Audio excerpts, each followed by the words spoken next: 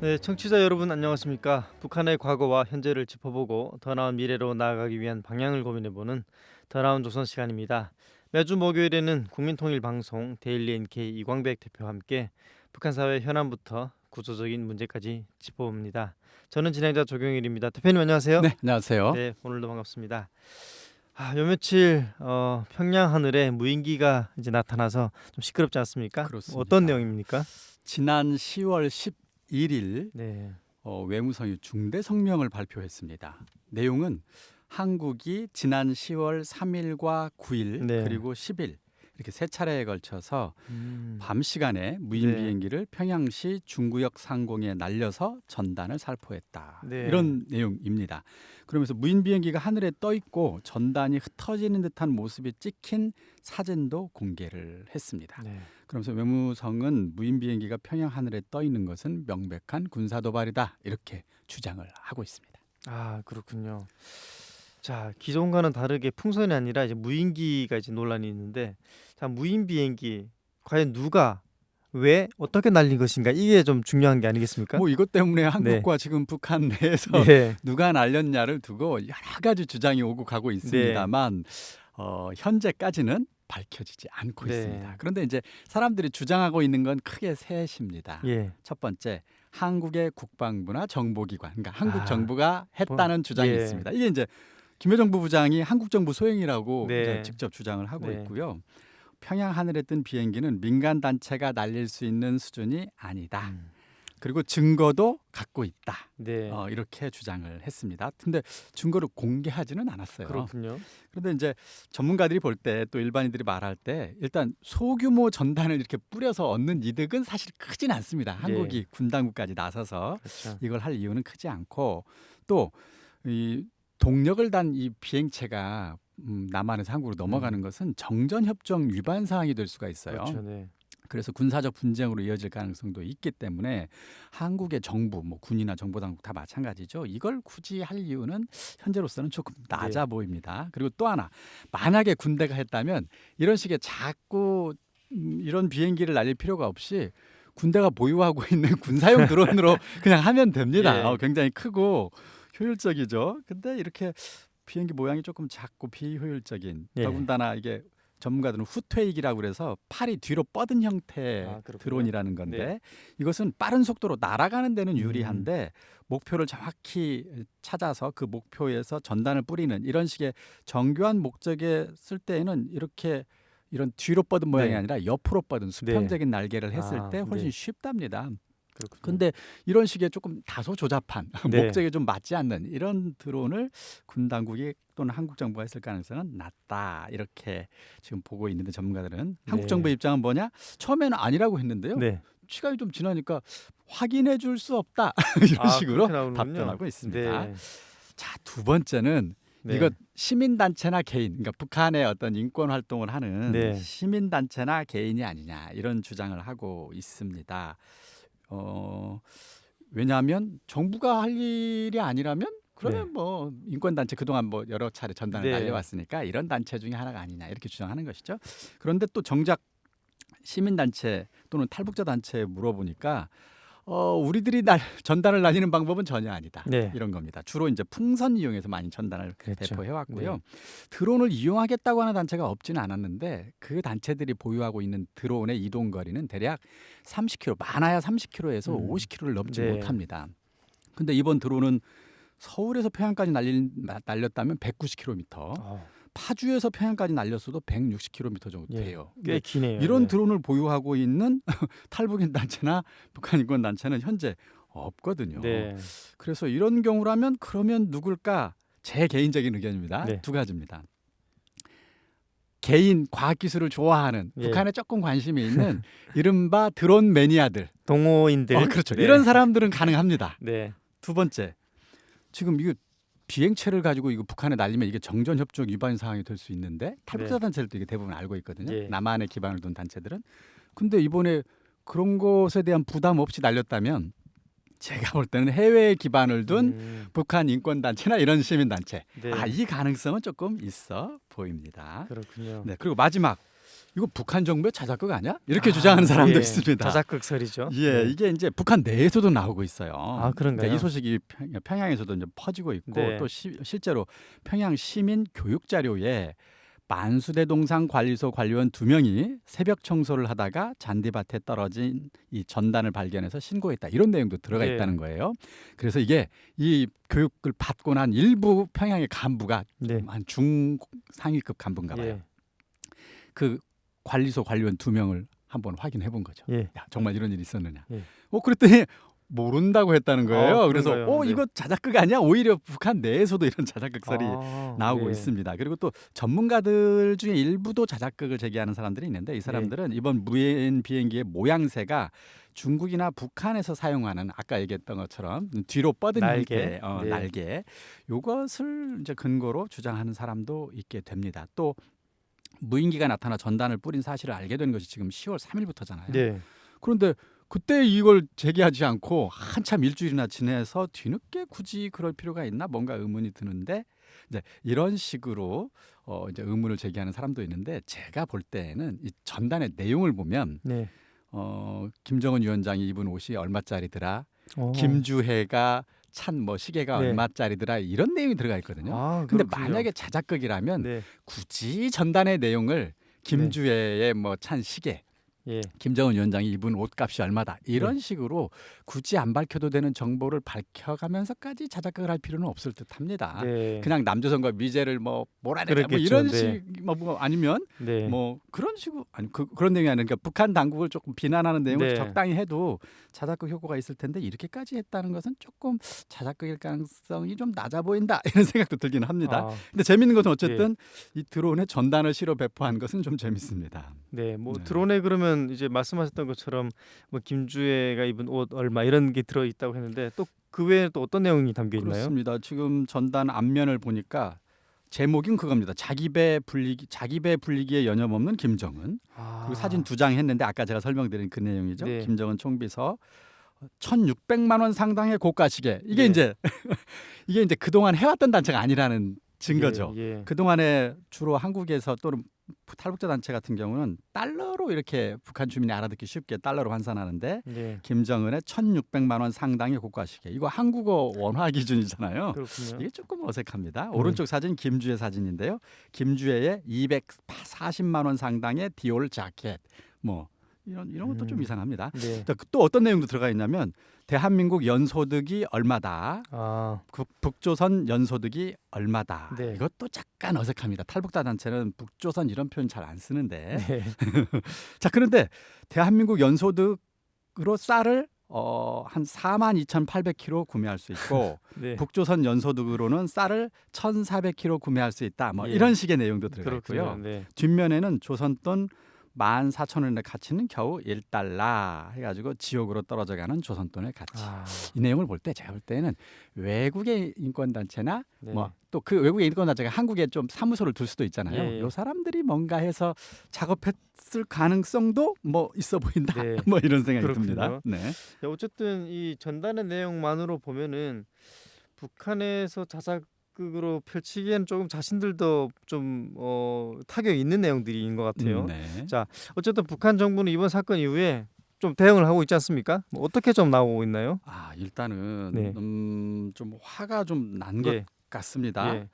감히 최고 존엄을 평양 하늘에까지 네. 와서 최고 존엄을 비난하는 전단을 예. 뿌리고 갔잖아요. 만약에 그렇죠. 북한 주장대로라면 그렇다면 이것에 약간은 화가 나 있을 것 같긴 합니다. 그런데 그것도 화나겠지만 네. 걱정도 들 것 같아요. 네. 뭐 풍선으로 전단 날리는 거야 뭐 그렇다 치는데 그렇죠. 네. 드론 같은 경우는 이거 살상용으로도 쓸 수가 그렇죠. 있거든요. 폭탄만 그러니까, 달면, 약간 네, 무기가 위협감을 되죠. 느낄 수도 있거든요. 예. 그래서 지금 북한 정부의 대응이 이런 상황을 좀 반영하고 있습니다. 네. 10월 12일 김여정 노동당 부부장이 한국 무인기를 다시 발견할 때에는 끔찍한 참변이 일어날 것이다. 네. 이렇게 협박성 발언을 했고요.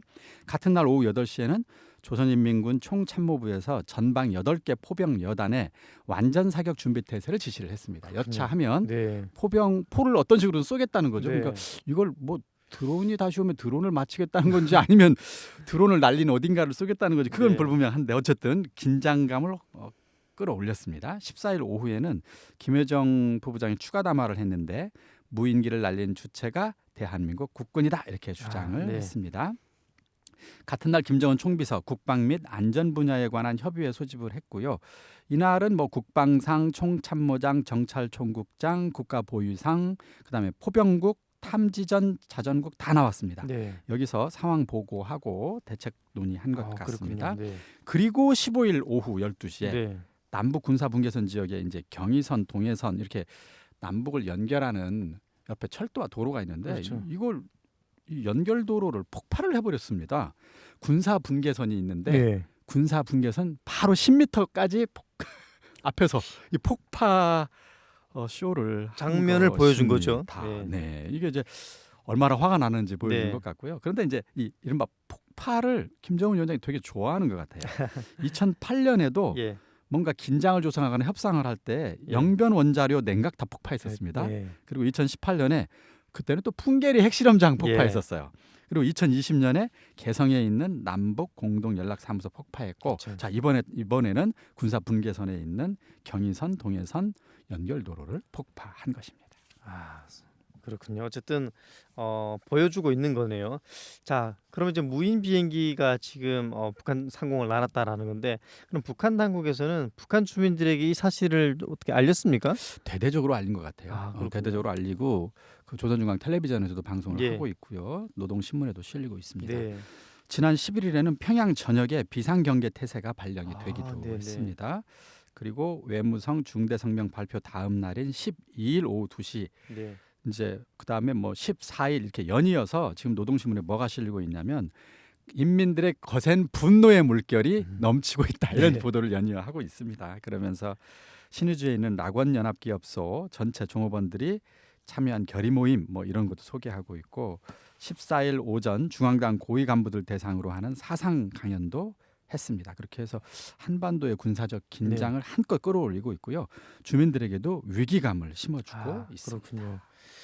자, 북한에서 이렇게 대대적으로 좀 활동에 나서고 있고, 또 심지어 뭐 투쟁에 나서고, 또 심지어 뭐 입대 자원하고 있다, 뭐 이런 기사도 제가 아침에 좀 보긴 했는데, 네네. 어쨌든 이런 활동들을 보면 좀 다소 좀 지나치게 대응한다 이런 느낌이 드는데, 북한에서 이렇게 나오는 이유가 뭘까요? 일단은 뭐 화도 났고 아까 네. 얘기했던 것처럼 불안감도 생긴 듯한데 네. 그러다 보니까 이제 과하게 지금 대응을 하고 있는데 그냥 과한 대응만 하는 건 아닌 것 같아요. 아, 이것을 치밀하게 대남 대미 전략에도 지금 활용하는 듯한 전략적으로. 모양새입니다. 네. 첫 번째 반통일 대남 노선에 활용하는 것 같아요. 네. 지금 이제 우리는 하나의 민족이 아니다. 뭐 두 개의 적대국이다. 통일을 지우고 있죠. 통일을 지우기 네. 시작했잖아요. 그래서 남북 대화와 협의를 통해서 만들어 두었던 교류와 협력의 상징물들, 그다음에 뭐 시설들, 네. 발자취들 이거 제거 막 하고 있는데 아, 네. 이번에도 옳다 잘됐다 이걸 핑계로 지금 한국과의 긴장 관계를 높이고 적다 관계를 조성하고 있는 네. 듯합니다. 그래서 이번에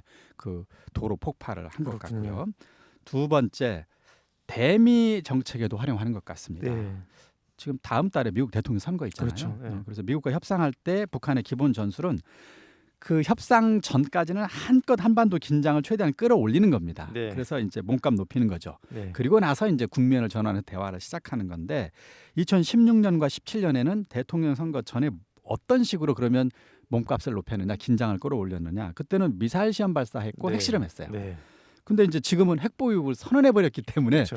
뭐 미사일 발사 가지고 조금 하기는 좀 그러니까. 더 이상 실험이 필요 없죠. 마침 울고 싶은데 뺨 때려주는 격이잖아요. 네. 드론이 날아왔네. 네. 그럼 이걸 핑계로 도발을 한껏 끌어올리는 그렇군요. 이런 전술 구사가 가능해 보이는 네. 것이죠.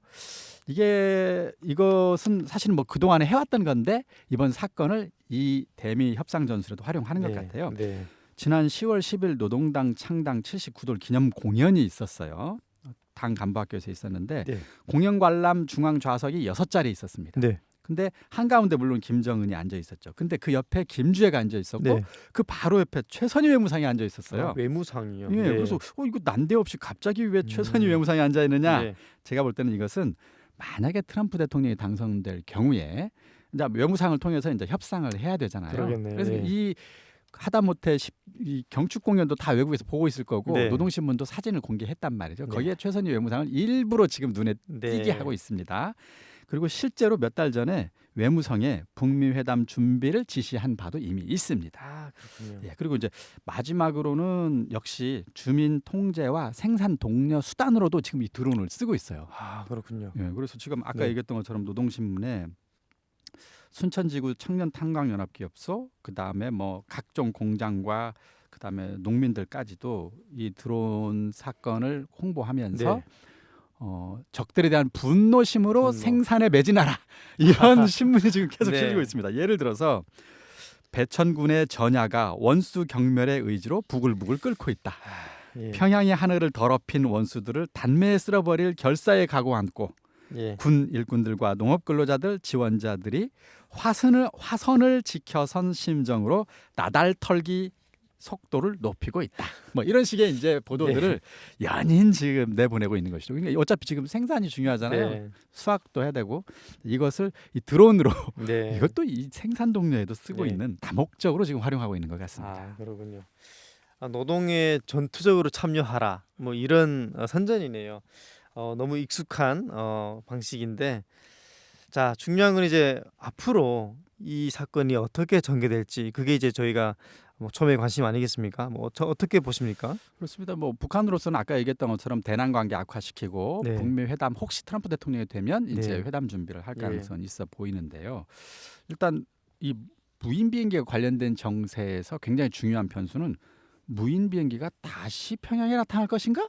그렇지 않을 것인가에 네. 있다고 봅니다. 네. 만약에 무인기를 날린 사람이나 단체가 이거 자기들이 예상한 것보다 일이 지금 커진 듯한 모양새잖아요. 네. 그래서 이거 좀 당황스럽네. 그러면 일단은 좀 당분간은 안 날려야지. 네. 이렇게 된다면 이제 일회성 사건으로 이제 여기서 어느 정도 다행이죠. 잠재워질 네. 수도 있습니다. 그런데 반대로요. 이 단체가 몇 차례 더 날린다면 이때는 지금 상황이 어떻게 될지 굉장히 알 수 없는 상황이 될 것 그렇겠네요. 같아요. 이제 가능성은 높지 않지만 군사 분계선 지역이나 아니면 평양 상공에서 이 드론을 향해서 네. 기관포 사격 같은 요격을 시도할 가능성도 네. 있습니다. 근데 뭐 평양에서 한다면야 별 문제가 안 되겠지만 만약에 군사 분계선에서부터 이런 요격 뭐 레이더에 잘 안 걸릴 텐데 네. 만에 하나 요격을 한다는 핑계로 자칫 남북 사이에 총격을 주고받는다면 이것은 굉장히 위험한 상황까지 갈 가능성도 배제할 수는 없습니다. 아, 그렇군요. 자, 그래서 뭐 당장 사실 뭐 전쟁이 나지는 네. 않겠지만 전쟁 가능성은 낮습니다. 그러나 지금 윤석열 정부도 그렇고 북한이 만약에 군사적 도발, 예를 들면 총격 같은 걸 해올 경우에는 가만히 있지 않을 심산이거든요. 훨씬 강력한 총격 또는 포격을 할 가능성이 있기 때문에 그렇게 할 경우에 김정은이 그럼 또 가만히 있겠느냐. 자존심 때문에 또 다시 만약에 반격한다? 그러면 그때는 걷잡을 수 없는 상황이 벌어질 수도 있어서 네, 걱정스럽습니다. 그렇겠네요. 이게 뭐 외교라는 게 또 국가 간 관계라는 게 모든 게 다 작용과 반작용에 의해서 이제 발생할 텐데 이번 드론 사건으로 인해서 더 이상 지금보다 그 위기 상황이 더 악화되지 않도록 빨리 마무리가 됐으면 좋겠다 그런 생각이 듭니다. 북한의 밝은 미래를 그려봅니다. 여러분은 지금 더 나은 조선을 듣고 계십니다. 네, 다음 이야기 전해드리겠습니다. 자, 11월이 이제 다가오고 있어서 추수의 계절이지 않습니까? 네, 지금 한창 준비하고 있을 텐데 북한의 각 협동농장에 이 군량미를 접수받는 이 접수조가 배치되고 있다 이런 소식이 들려오는데요. 네, 뭐 네. 추수철 가을이 됐으니까 네. 빠른 곳은 뭐 한 9월, 네. 그렇지 않은 곳은 이제 10월, 이제 그리고 11월, 12월까지 이렇게 이제 탈곡하고 말리고 하는 이런 일정 기간 동안에 이제 각 농장에 군량미 접수가 이제 배치가 됩니다. 네. 지금 소식을 보내온 곳이 황해북도 황주군 장천 농장인데요. 그렇군요. 10월 초에 군량미 접수가 들어왔다고 네. 합니다. 장천 농장에는 8.15 훈련소 소속 군인들이 지금 들어왔는데 네. 실탄으로 무장한 상태로 종합 탈곡장을 지키면서 수확물을 예. 보호하고 있다고 합니다. 이제 다 탈곡이 끝나고 네. 건조가 되면 이제 군부대로 실어 가겠죠. 근데 이제 문제는 일부 주민들은 이제 군인들의 이런 모습에 위협감을 느끼고 있기도 하답니다. 그렇군요. 이게 탈곡 그 장소 창고에 그러니까 실탄을 무장한 군인들이 서 있다는 얘기 아니겠습니까? 보통 이 계절이면 식량이 부족한 뭐 사람들 또는 아이들이 탈곡 그 장소에 가서 식량을 훔치기도 하고 그러거든요. 그렇죠. 네. 제 기억을 되돌아봐도 군인까지 샀던 기억은 없거든요. 네, 근데 그렇군요. 군인까지 네. 샀다고 하니까 무서울 것 같아요. 자, 근데 이제 군량미 접수조 이 군인들이 이제 농장에 배치되는 건데 이게 네. 뭐 해마다 있는 일인가요? 해마다 최근 몇 년 네. 전부터는 아예 이제 이렇게 군부대 군인들이 그렇군요. 와서 농장에 배치돼 가지고 나달이 없어지지 않게 감시를 이제 예. 하기 시작했다는 거고요. 물론 이제 이게 몇 년 전부터니까 지금 매년 뭐 반복되고 있습니다. 예. 그런데 올해는 또 작년과 달리 군인들이 직접 탈곡 작업까지 이제 아, 탈곡할 때 혹시 또 없어지지 않나 해서 탈곡 그렇군요. 작업까지 참여를 네. 하고 있고 감시도 더 강화했다는 거예요. 예. 더군다나 올해 같은 경우 탈곡장 고정 초소뿐만이 아니라 예. 농장과 연결된 탈곡장하고 이제 농장하고 이제 네. 이렇게 쭉 실어 와야 되는데 주요 길목에도 또 이동 감시 초소까지 설치를 저런, 해놨어요. 네. 중간 중간에 혹시 또 이게 어디로 예. 새지 않을까 해서 아, 그래서 나달 단속대까지 추가로 지금 배치를 한 상황. 네. 수확물이 빠져나갈 틈이 아예 없는 겁니다. 네. 그래서 이렇게 철저히 감시 통제하고 있는 상황이라고 합니다. 아, 그렇군요. 이 참 무섭습니다. 자, 지나치게 감시하고 또 통제하면 주민들이 아무래도 보고 있는 것만으로도 좀 위압감이 느껴져서 정신적으로도 긴장이 되기도 하고 일단 마을 분위기도 아무래도 불안할 것 같은데요. 자, 이 군량미 접수대 활동 뭐 언제까지 하는 겁니까? 그렇습니다. 지금 현재 장천 농장 같은 경우 8.15 훈련소 소속 1차 접수조가 지금 내려와 있는 네. 상황이래요. 그러니까 이것도 아마 1차, 2차가 있나 봐요. 이 부대는 지금 11월 말까지 농장에 계속 있을 생각이라고 네. 합니다. 그럼 12월에는 또 2차 접수조가 배치될 예정인 것이죠. 그래서 군량미 접수대는 짧게는 뭐 한 2개월, 길게는 4개월 동안 농장에 쭉 배치돼야 되는 상황인데 네.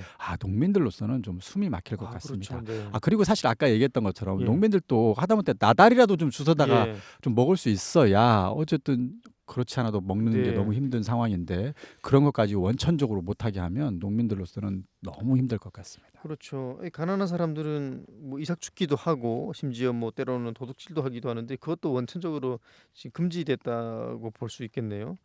자, 이제 간혹 뭐 군량미 접수 활동 과정에서 뭐 아무래도 사람이 하는 일이니까 사고가 날 수도 있지 않겠습니까? 네. 이 사고가 발생하는 경우도 좀 있나요? 몇 년 전이긴 합니다만 2021년 예. 10월입니다. 평안남도 문덕군 협동농장에서 있었던 사건인데요. 네. 군량미 접수를 나온 군인 중 한 명이 야간 경비 근무 중에 탈곡장 주변을 지나던 농장원에게 총격을 가한 겁니다. 아, 저런, 그래서 네. 농장원이 그 자리에서 사망한 네. 사건이 있었는데요. 당시 군량미 접수대는 농장에 오기 전에 두 가지 방침이 있었답니다. 네. 군량미에 손을 대거나 낭비하는 행위를 보면 가차없이 저지시키라는 것. 네.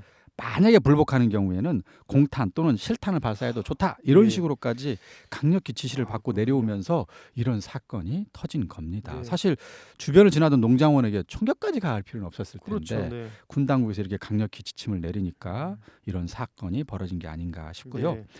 접수대 군인들 사이에 총격이 오가는 경우도 있답니다. 그러니까 군인들 사이에. 2020년 예. 9월에 있었던 사건인데요. 예. 농장이 좀 대규모일 경우에는 군부대가 한 부대가 아니라 여러 부대가 이제 군량미 접수대가 예. 올 수 있다는 거예요. 그래서 각 부대가 먼저 양곡을 확보하기 위해서 예. 서로 견제하는 과정에서 총기 사고가 야, 네. 났던 것이죠.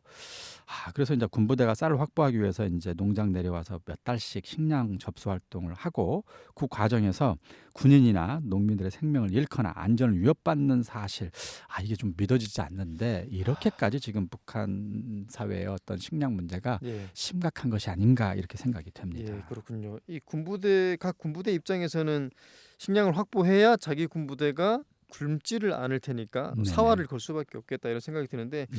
거기 사격까지 하는 건 좀 아니다라는 생각이 듭니다. 식량 접수대가 이 계획했던 이 식량을 만약 확보하지 못하는 경우도 있을 거 아닙니까?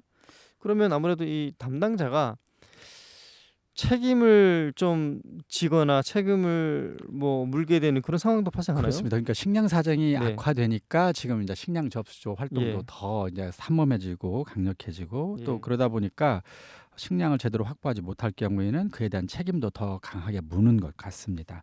예전에는 사실 계획한 정량을 확보하지 못하면 비판 좀 받거나 네. 아니면 조금 심하면 계급이 강등되는 이런 네. 경우는 있었다고 합니다.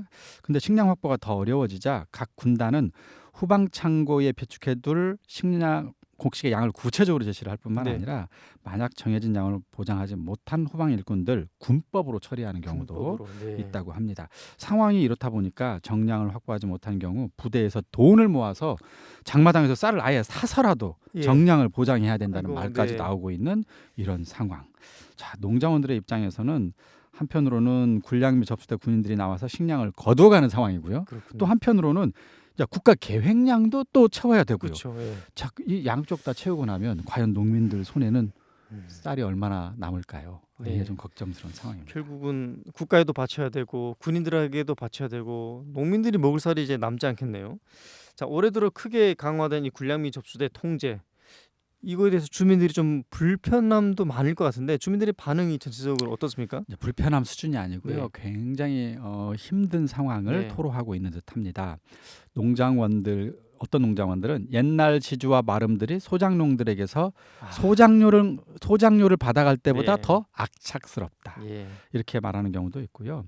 올해 농사를 짓기 위해서 종자나 비료, 농기계 대여를 위해서 이제 빚을 냈을 거 아닙니까? 근데 그것도 갚아야 되고 내년 농사를 또 준비하기 위해서도 곡식이 또 필요한 네. 상황입니다.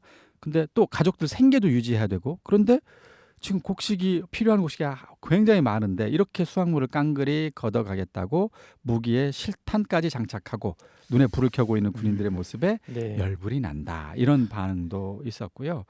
한 해 힘들게 농사를 지어놓고도 가을이 되면 먹을 양식이 부족한 자신들의 신세를 보면 한숨이 나오기도 한다. 이제 이런 반응들을 보였습니다. 이것 네. 때문에 농장 분위기는 굉장히 안타깝고 흉흉하다고 합니다. 아, 그렇군요.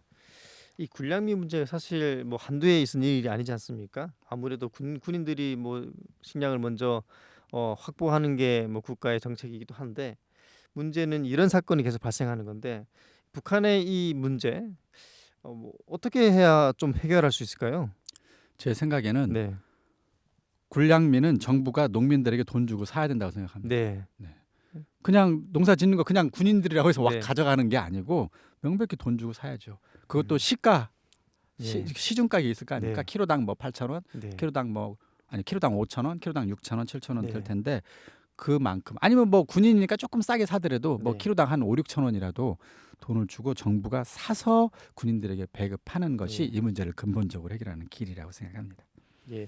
한국 같은 경우는 그렇게 하지 않습니까? 그렇죠. 예, 정부가 네. 군량미를 이제 수매를 하거든요. 네네.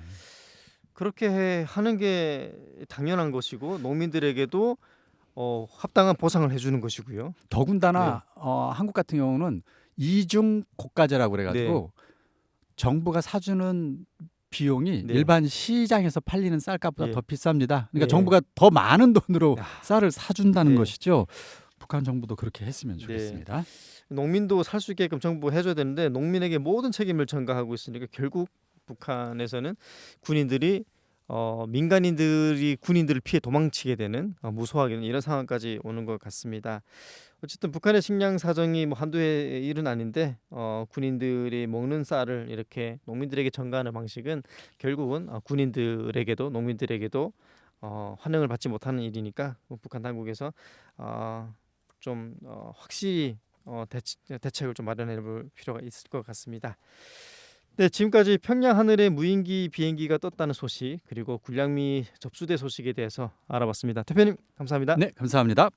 더 나은 조선은 매주 화요일과 목요일 밤 10시 30분에 단파 7340kHz에서 토요일과 일요일에는 밤 11시에 단파 7340kHz에서 들으실 수 있습니다. 더 나은 조선의 주인공 바로 여러분입니다. 다음 시간에 찾아뵙겠습니다.